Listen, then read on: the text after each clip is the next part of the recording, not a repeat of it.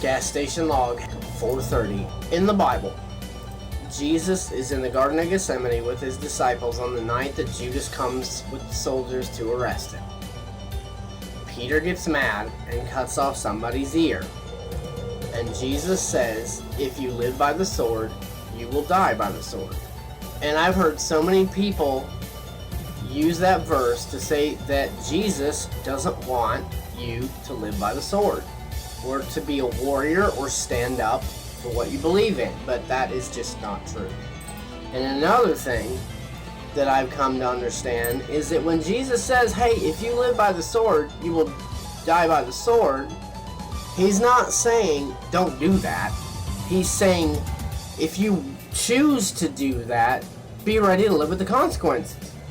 Be ready to accept that responsibility. And if that's okay with you, if you can do that, then by all means, do it.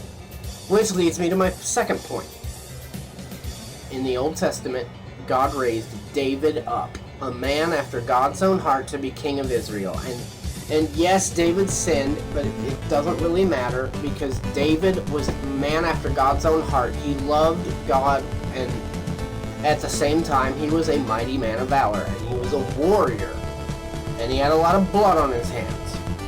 And when God says, and when David gets the idea to build the temple, God says, not you.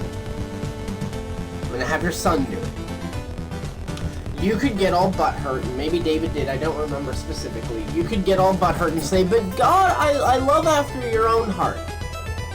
You have taught my fingers to do battle and prepared my hands for war. But you're not going to be able to build a temple because you have too much blood on your hands. Okay? The thing that we're all supposed to walk away from that with is the fact that God may call you to be a mighty warrior. And that's okay.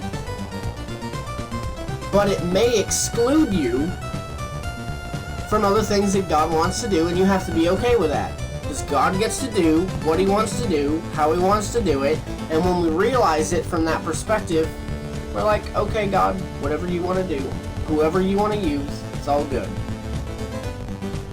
And I think that's the proper attitude that we should take.